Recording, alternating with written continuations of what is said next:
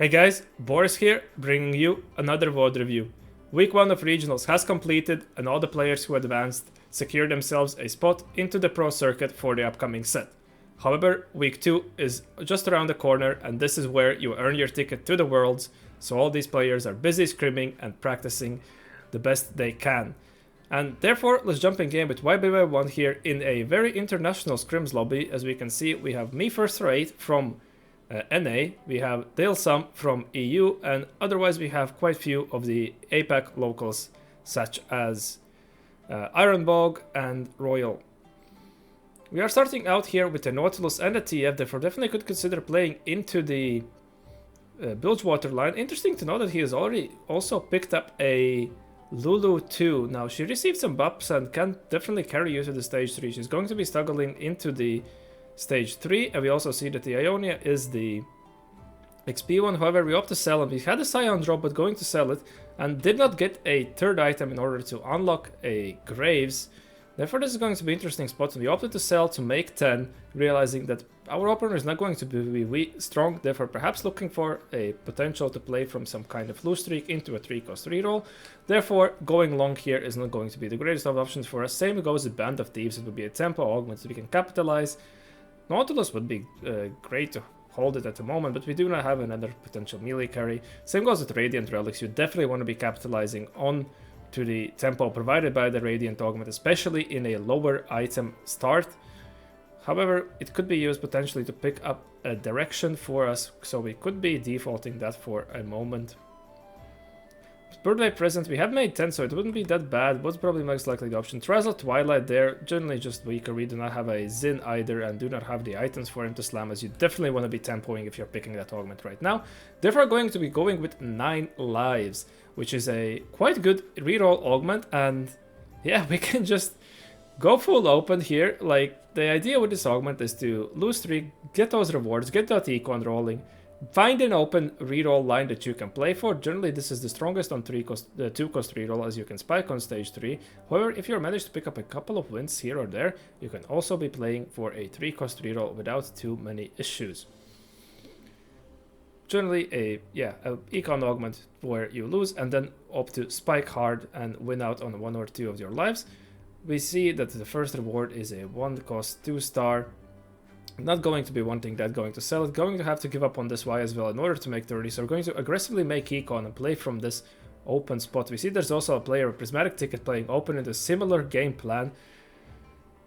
Sands of Time also, but playing with around the Ioni opener for their econ generation. We see there's someone in the hedge fund, so very heavily, as we can note, there is the leaning towards the econ augments as players. Either you can use them for a reroll option, or you can opt to use them for a potential fast 9 if you do get the spot in there. Managed to, especially in this kind of lobby, to go ahead. Now, he is calling for a pause. It seems perhaps a player has disconnected, and we saw the Aria in our shop, and maybe first or 8 might be contesting it. But let's just skip ahead for when the pause has ended. So back up from our pause here. Seemed that it might have been me first or 8 or Delson that had some issues. We picked up this Aria, now opted to play a board. Hopefully not queuing it to me first or 8 who is open, but has also considered playing this Aria. We also opted to roll for a Bard. Now, again, another option, a way to generate those extra resources, and since we're playing from this full open, we made the econ aggressively, and this roll down helped us establish a potential direction that we could be playing for, found this Aria, so decided to go for that at the moment. For that, we would be wanting perhaps to complete the JG here, but we opt to instead go for a tier since the rod is on a 1-cost. And we do not exactly have any of those Nashor components. Therefore, perhaps a simple mana item could be an option here. Also, we are not fully locked into exactly playing this Ahri, so the tier is a great component to be playing around open, going to position in a ways to hopefully lose. See that the hedge fund player again is also making econ aggressively. Should lose here since we trapped that Yasuo. We are holding on to the Vi as a potential also to perhaps bridge into the Jinx reroll, since it doesn't seem that there is anyone really there. Realistically, going to see if our items can make the decision for us. We do get a Garen here. Now, if we are playing around the Demacia, obviously we want to be playing from a tempo perspective.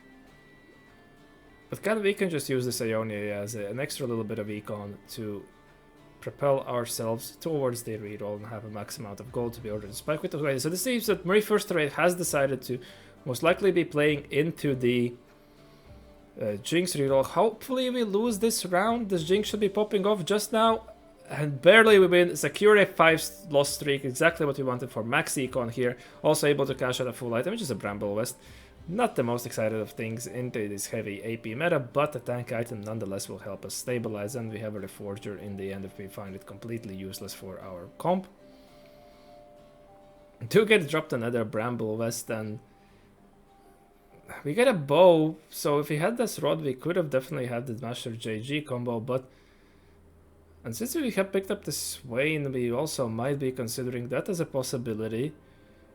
Going to reforge here aggressively instead. So now we get this death cap. We're definitely playing in some form of an AP line. This still could be either Ahri, or if we're able to find a Scion from somewhere without having to sacrifice too many lives, hopefully in the next couple of natural turns, could consider a Blanc reroll. Otherwise, this is mostly looking like a potential for an Ahri reroll board. Coming up, we have a Silver Augment, going to opt to sell reroll misconnections. Since we have the econ lead already, we are already level 650, we have the XP Ionia giving us even a little bit of resources. Do not want to be doubling down on that. Now, this Twin Towers Augment, I have not seen much use of it. Perhaps some comp, something like a maybe the general old class Ionia could be played into it. At the moment, it's hard to play around. Second wind is generally great augment, especially powerful into the Demacia lines if you go there, but in this Ionia, it could provide us a little bit extra frontline for the Ahri to keep ramping. So we're probably defaulting this and rolling for days. Again, doubling down on econ. Could help us spike, but we want to secure that through a combat augment or an item augment. Best friends, now we have a Bramble West already, and again, this is AP heavy meta. Could screw with our positioning. The Ionia comp has quite few frontline units, and Ahri is only a real only backliner, therefore it's going to be tricky to position that. But we might flip and just consider that. We are still looking for a potential item augment, I would assume, at this spot. You see there's also a couple of players playing around Ahri, so econ augment actually would have been a little bit of appealing. We see a recon bob now. Could this be one of the rare angles where we go for? Since we have 2 4 costs, we could just find a 5 cost that should stabilize on the stage and maybe make there. Now we would have to adjust our board, obviously. We have a single 3 cost only, so not the biggest of the values, but is this guy crazy enough to go for that? I mean, I do not like our combat options otherwise. And yes, we do to go for that. We find a Zillion, which is amazing, but we do not get to remove the items in time. Now this Braum is going to be the AP Braum. Hopefully the Zillion is still able to do enough. We have the Seraphine on front line. This is the issue with you having to wait for so long. Okay, whatever. Well, we won the last round, so there's not even an econ loss, but econ loss in form of a 9 lives. But this is going to bring us a little bit dangerously close. And this is also a missed econ, since every Zillion cast now is going to be providing us with extra econ. And if we're somehow able to stabilize this, we could be able to go for a fast line. Now we saw the Piltover module slotted in here. Click Continuum Cog. Since we're playing around the AP, best one we can pick. Otherwise, probably could go for Nets or Emp. Seeing how many casters are in the lobby. If there are quite few, then the Emp would be quite decent. If we are playing more around there's potential of melee, we could be choosing the Net. But Continuum Cogs is going to be our option here, obviously. Best the one you can get in AP. And going to use our mover aggressively to transition onto the Vi. So we are looking to unlock the Orianna here. Could be potentially playing around the 4 Piltover mid game as well, since we have that. Since we have the Caitlyn there for now, we have the Lourdes as well, so we should be quite good. Pair that with a Warden frontline we have right now. Now for items, we were probably looking to potentially stabilize our frontline in some form of way. Yeah, going to grab a belt. Could either become a second Nashers or any kind of frontline item right now, since we have a full damage completed. Bound to second, get our tank rolling. Going to slot in, so we're going to instead slot in Piltover this way.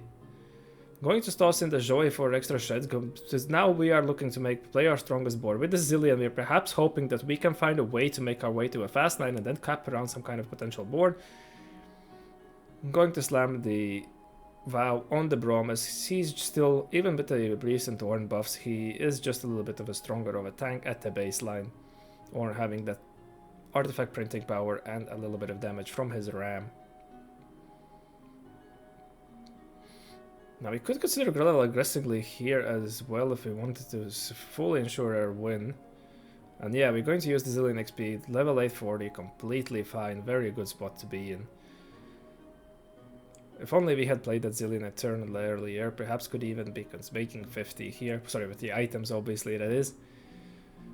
Also, we have the X Recon being printed from the Bard, even though it's a drip econ. It is what it is, and yeah, I'm sorry that his chat is so big and he has some crazy notifications all around if we see any possible donations. Have to thank for everyone who's making the content creator dream alive for him, as he's able to bring us these kind of crazy games. Then going to position also to unlock set, maybe? Doesn't appear so, but we're going to try to sack this Ambessa. Now, does this work out for us? Nah, she does get targeted, so we're trying to unlock Mel as well. We do get a second Nasher. Going to roll here in order to stabilize our board, and if we're able to hit fast, we should be able to potentially make it our way to level 9. Now, right, obviously sorting out the Void Staff first instead of greeting for Nasher is obviously 1/2 of attack item. This also unlocks a Volibear for us. Yeah, well spotted by the item distribution. They opted to keep the Gold Collector as well, to try to print a little bit of extra econ, going to synergize with that crit, but it's generally not that great for your AP carry, since it provides AD in other forms, so you're just benefiting from the crit. Now, I didn't see what option we really roll for, however, reinforcement here could potentially stabilize us, but we have hit most of our units. Like, we would be only really fishing for Alessandra too at this point, since we are completely fine running the Zillion for this stage to form the Econ Force. Plot armor is just a little bit of a weaker of a combat option. However, Celestial Blessing is, I'm not sure, like, into these AP caster comps, I would be seeing this played into more of a melee kind of comp, something like Slayers, potentially. However, he seems to be very eager about it, and he's actually going to go for it. Very interesting Augment picks. So what was our last option that we passed upon? Just going to take a quick look again. Tons of stats. Now, I would have perhaps even went that, but hey, he's there, I'm here. So perhaps this guy knows some tech behind this. Could also obviously be limit testing, but in a way this could potentially secure our frontline a little bit stronger, even though this Braum is not known for doing that much of a damage. Obviously it's going to work with a Volibear that we're going to be fielding eventually in, but it's going to be sitting on our bench now, and we do not exactly have the items for him at the moment either. Now, the Recon Bomb definitely giving us the Zillion and the Ornn has drastically increased our potential to cap. Already going on a 5 streak here, going to push 9. And next turn, most likely consider rolling as well in order to play around Rise. But no, it does not seem that we want to Rise. We do not have the regions. No, we have the regions at the moment with the Tarkon. We only need 3 regions to unlock the Rise. So it is an option, and if we... It's quite hard to avoid him going into your 5-cost pool nowadays when you're playing most of these lines. See that there's a Zillion there that we could just grab. It's a Chain West, potential 3rd tank item that we definitely be looking out for at the moment. Gives us a Zillion pair, and if we're able to hit a Zillion too, we could be quite good now. Obviously, he's mapping out the Shurima board as well, so we're going to be picking up the Rise. Able to find the Azir quite early on. Already Rise pair as well. Do get a TG cash out here, that's... So we're opting to give up on this Volibear.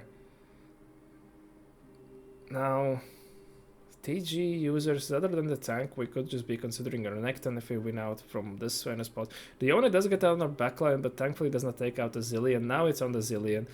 And we are dropping down to a single life here. We should be cashing out an artifact if I'm not mistaken. At least that's one of the options that you can be offered. Also, our Ornn should be quite close to be printing another artifact for us. Yeah, we can get the double artifact coming drop. Well, it's a lucky item chest, and I believe that could be a radiant lucky item chest. Able to dig deep here for a rise to obviously the time that we just absolutely must spike. And just going to be tossing these artifacts on the Ornn. Definitely something you can do if you just need a... if you just have no use for them. Make the guy beefy.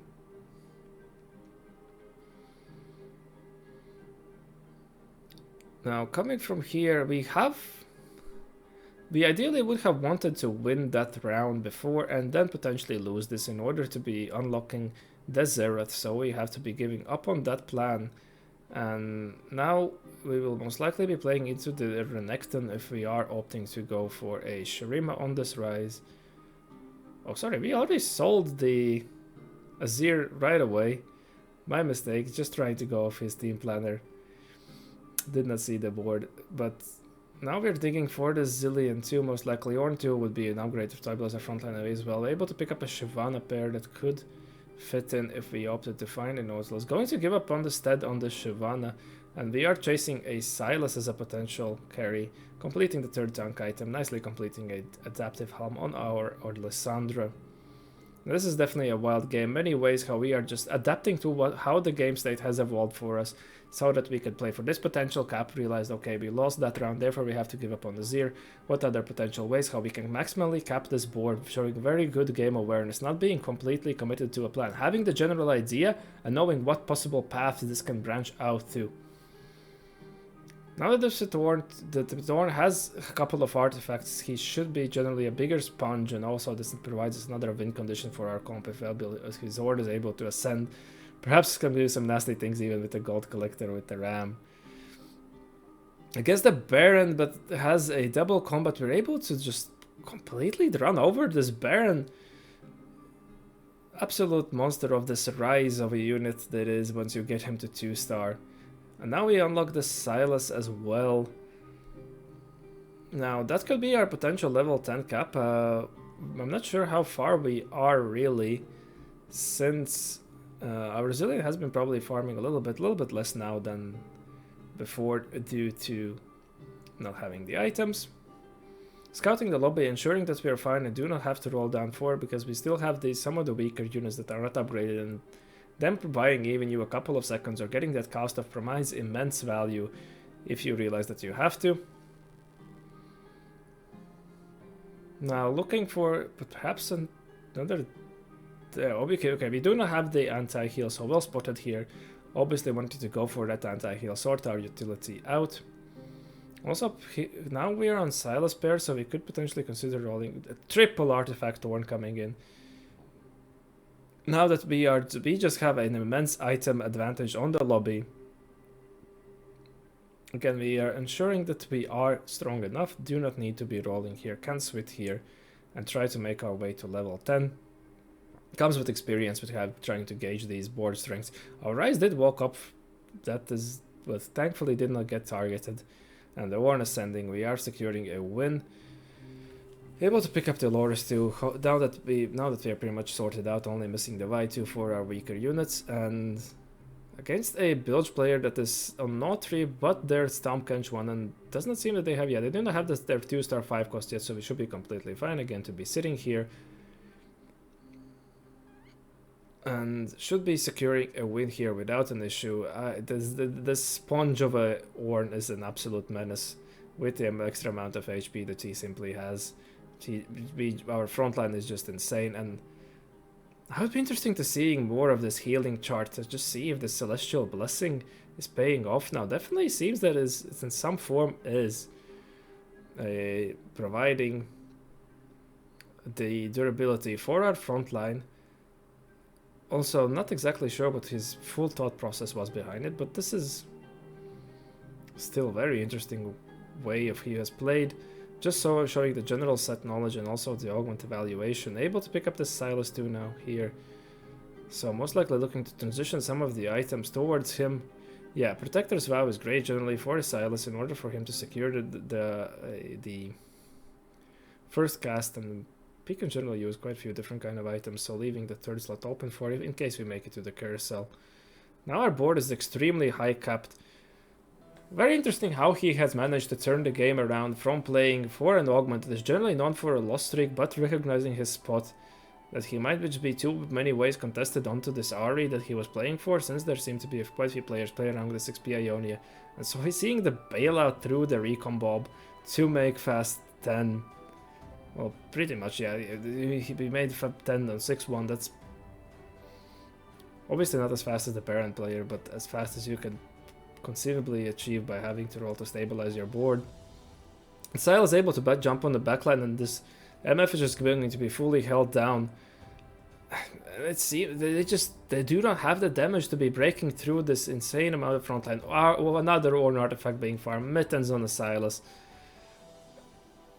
We just should be completely cruising over the Milio here without any issues.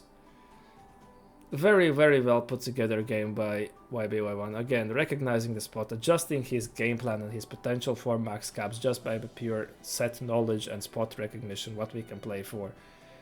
And trying to make out the best out of his items, and again, the recon bomb play just being absolute spectacle to witness. This is just going to be a final lapse of the victory, a victory carousel for ourselves. There's no way the Milio can potentially spike to overcome our board, unless they sell for at some point a 3-star 4-cost, but even then I'm not sure if that would seal the deal for them. We also have a 2-star Shyvana, but don't think we'll be slotting that in at the moment, just potentially looking to deny them as their cap does contain a Shyvana. Just making sure that our backline does not fully get destroyed by this Fizz. And now the Silas is able to perform a cleanup on their front line, and the Rise just generally debuffing their team, stopping them from any kind of potential threats. Absolute insanely played game by YBY1 here, especially in such high competitive lobby. Seeing the bailout and being rewarded for it. Sometimes you just have to give in RNG in these kind of spots when you are unsure and need some form of potential bailout. And when the highs hit, they are this high. I would like to thank you for watching, and I wish that hope that you learned something new, and wish to see you in the next one. Have a good one.